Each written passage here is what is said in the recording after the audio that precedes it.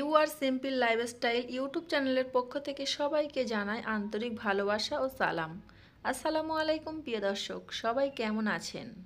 আলহামদুলিল্লাহ, আমরা সবাই ভালো আছি। প্রতিদিনের মতো আবারও চলে এলাম নতুন একটি ব্লগ ভিডিও নিয়ে। আজকের ব্লগ ভিডিওটা সাজিয়েছি গ্রামের শ্বশুরবাড়ি থেকে। অলরেডি শ্বশুরবাড়ি চলে এসেছি, আর আসার পথে রাস্তার আশেপাশের কিছু দৃশ্য আপনাদের সঙ্গে শেয়ার করছি। তাছাড়া শ্বশুরবাড়িতে এসে কি কি রান্না করলাম, কি কি খেলাম, সেগুলো আপনাদের সঙ্গে শেয়ার করব। আশা রাখছি আপনাদের কাছে ভালো লাগবে। মায়ের বাড়িতে ছিলাম, হঠাৎ করে আমার শাশুড়ি মা ফোন দিয়েছে, রেশন কার্ডগুলো ঠিক করতে হবে, হাতের ফিঙ্গারপ্রিন্ট লাগবে, যার কারণে আমার যেতে হবে। তো হুট করে আমরা চলে এসেছি মায়ের বাড়িতে। সকালের নাস্তা পুরি এবং ঘুগনি খেয়েছি। তারপরে শাশুড়ি মা ফোন করাতে শ্বশুর বাড়িতে চলে এসেছি। আর এই যে দেখতে পাচ্ছেন আমার শ্বশুর বাড়ির চারি সাইডের দৃশ্য। আমার শ্বশুর বাড়ি বারুইপুর এলাকায়। তো ওখানে বিভিন্ন ধরনের পেয়ারা বাগান আছে, আর বিভিন্ন রকমের পেয়ারা চাষ হয় ওখানে। এই যে পেয়ারা বাগানটা দেখতে পাচ্ছেন, আমার হাজবেন্ড আমাদের পেয়ারা বাগানে গিয়েছে, আর ওখান থেকে কিছু ভিডিও ক্যাপচার করে এনেছে আমার ইউটিউব চ্যানেলে শেয়ার করার জন্য। আমার হাজবেন্ড যেহেতু প্রবাসে থাকে, প্রবাস থেকে টাকা ইনকাম করে গ্রামে গিয়ে 2 বিঘা পেয়ারা বাগান কিনেছে। আমার 2টা বাচ্চা কোনো সময় পেয়ারা বাগানে যায়নি। একটা বাচ্চা যেহেতু অনেকটাই ছোট, তার কারণে তাকে তো নিয়ে যাওয়া হয়নি। আর একটা বাচ্চা একটু বড় হয়েছে, তার জন্য পেয়ারা বাগানে আনা হয়েছে। তাকে দেখানো হচ্ছিল, আর সে খুবই আনন্দ করছিল। আমার শ্বশুর বাড়িতে আমাদের পেয়ারা বাগানের চারপাশে সুপারি গাছ লাগানো হয়েছে, তাছাড়া আম গাছ, জাম গাছ একটা দুটো আছে। তো কত রকমের গাছ আছে সঠিক আমি বলতে পারবো না, কারণ আমিও তেমনভাবে ওই বাগানের মধ্যে যাইনি এখনো পর্যন্ত। আমি গ্রামের মেয়ে, গ্রাম দেখতে পছন্দ করি, তবে ওইভাবে গ্রামের বাগানে কোনো সময় যাওয়া হয়নি আমার। আমার আব্বা যেহেতু চাষি নয়, তাই বাগানে যাওয়ার তেমন একটা আমাদের প্রয়োজন হতো না। তবে ছোটবেলায় আমার আব্বা যখন মাঠের জমি কিনেছিল, তখন আমরা দেখতে গিয়েছিলাম। মাঠের জমি দেখতে গিয়ে কাদা মেখে চলে এসেছি, আর পায়ে কেটে কুটে এসেছি। যেহেতু আমাদের মাঠের বাগানে গিয়ে অভ্যাস নেই, তাই ওই অবস্থা হয়ে গিয়েছে। তারপর থেকে আর বাগানে তেমন একটা যেতাম না, তবে মামার বাড়িতে গিয়ে পেয়ারা বাগানে যেতাম। আর শ্বশুর বাড়িতে তেমন একটা থাকা হয় না, তাই শ্বশুর বাড়িতে পেয়ারা বাগানে যাওয়া হয় না। তবে আমার শাশুড়ি মায়ের সঙ্গে একবার পেয়ারা বাগানে গিয়েছি, আর এত ঝোঁক, এত ঝোঁক, আমি তো লাফাতে লাফাতে চলে এসেছি। আচ্ছা, আমার প্রিয় আপুরা কারা কারা এভাবে ঝোঁক দেখে ভয় করেন, একটু কমেন্ট করে জানাবেন তো।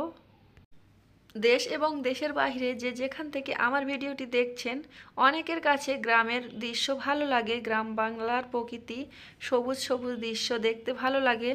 তাই আমি যেহেতু গ্রামে এসেছি, আর বেশি সময় আপনাদের সঙ্গে গ্রামের ভিডিও শেয়ার করতে পারবো না, তাই গ্রামের চারপাশের দৃশ্য, সবুজ শ্যামল গাছপালা আপনাদের সঙ্গে শেয়ার করলাম। আশা রাখছি আপনাদের কাছে এই ভিডিওগুলো অনেক অনেক ভালো লাগবে।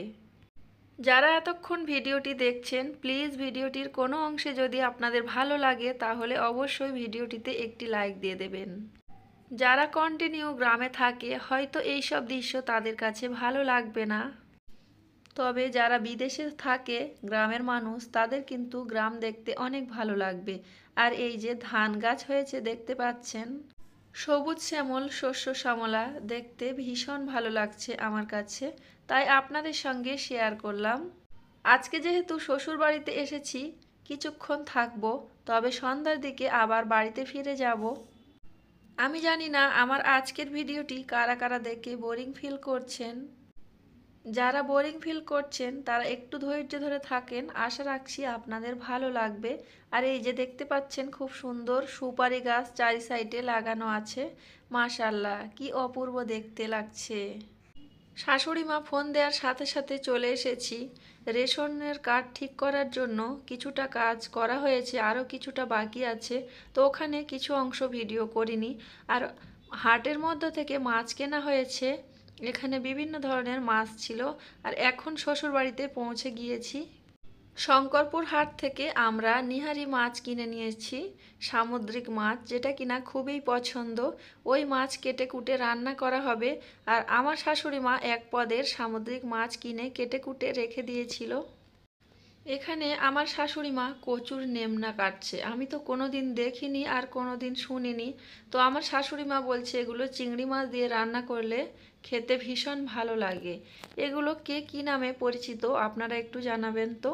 আর এই যে নিহারি মাছ কিনে আনা হয়েছে, আমার শাশুড়ি মা বলছে আমি কেটে ধুয়ে পরিষ্কার করে দিচ্ছি। আর শাশুড়ি মায়ের সঙ্গে এখানে গল্প করছিলাম আর শাশুড়ি মা মাছ কেটে দিচ্ছে। শ্বশুর বাড়িতে থাকলে কিন্তু আমার মাছ কাটাকুটি করতে হয় না, আমার শাশুড়ি মা সব সময় মাছ কেটে কুটে দিয়ে দেয় আমার কাছে, তারপরে আমি রান্না করি।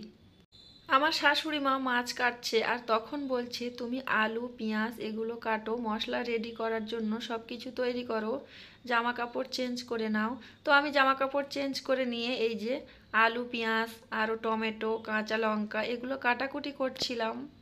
প্রথম যখন শ্বশুরবাড়িতে এসেছি অন্ধ্রপ্রদেশ থেকে, তখন তো আমার সব ননদরা ছিল আর তখন বাড়িটা বেশ জমজমাট হয়েছিল। আর এখন যেহেতু সব ননদরা চলে গিয়েছে, বাড়িটা একদম ফাঁকা ফাঁকা হয়ে গিয়েছে। আমার ছোট বাচ্চাটাকে এখানে ছেড়ে দেয়া হয়েছে। আর আমার শাশুড়ি মা গাছ থেকে পাকা পেয়ারা এনেছিল, ওই পেয়ারা আমার ছোট বাবুকে খাইয়ে দেয়া হচ্ছে। আর আমার ছোট বাবু অনেক মজা করে কিন্তু পেয়ারা খাচ্ছে।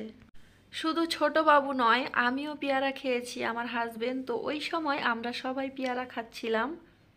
মাশাল্লাহ, আলহামদুলিল্লাহ, গাছ থেকে টাটকা টাটকা তাজা ফ্রেশ পেয়ারা খাওয়ার মজাটাই আলাদা। আমার কাছে কিন্তু ভীষণ ভালো লাগে আমার এই শ্বশুরবাড়ি এসে আর গাছ থেকে পাকা ডাঁশা অথবা সুন্দর সুন্দর কচমচে পেয়ারা খেতে ভীষণ ভালো লাগে। যখন আমার ছোট ননদ বেঁচে ছিল তখন আমার ছোট ননদ গাছের সেরা পেয়ারাটা আমার জন্য উঠিয়ে আনতো আর বলতো আমাদের গাছের সেরা পেয়ারাটা তোমার জন্য এনেছি। আমার ছোট ননদের জন্য আমার খুবই কষ্ট হয়, সে যদি আজ বেঁচে থাকতো কত না আনন্দ করতো। আমার প্রিয় বন্ধুরা সবাই আমার ছোট ননদের জন্য দোয়া করবেন, সে যেন জান্নাতবাসী হয়, সে যেন সেখানে শান্তিভাবে থাকতে পারে। এই যে আমার শাশুড়ি মা এই মাছটা কেটে কুটে পরিষ্কার করে রেখে দিয়েছিল আর এখন আমি সব কিছু কেটে দিয়েছি। আমার শাশুড়ি মা হাতে ঘষে মাছটা চচ্চড়ি করার জন্য রেডি করে দিচ্ছে। শ্বশুর বাড়িতে আজকের দুপুরের খাবার হলো 2 রকমের মাছ চচ্চড়ি হচ্ছে, সামুদ্রিক মাছ যেটা কিনা আমার খুবই পছন্দ, আর সাথে আলু ভর্তা আছে। আমার শাশুড়ি মা আগে থেকে মাটির চুলায় ভাত রান্না করে রেখেছে আর গ্যাস ওভেনে 2 রকমের মাছ চচ্চড়ি করা হচ্ছে। এই যে নিহারি মাছের ফাইনাল লুক আপনাদের সঙ্গে শেয়ার করলাম। মাশাল্লাহ, এখন তো দেখে আমার জিভে পানি চলে আসছে যখন আমি ভয়েস দিচ্ছি। সত্যি মানে খেতে ইচ্ছা করছে, কিছু করার নেই। এগুলো তো আমরা মজা করে খেয়েছি, তবু এখনও খেতে ইচ্ছা করছে। তো যাই হোক, 2টা গ্যাস ওভেনে 2টা মাছ চচ্চড়ি করা হয়েছিল। দুপুরের খাবার খেয়ে বিকালের দিকে শ্বশুর বাড়ি থেকে চলে গিয়েছিলাম। তো যাই হোক, আজকের ভিডিওটা এখানে শেষ করলাম। সবাই ভালো থাকবেন, সুস্থ থাকবেন।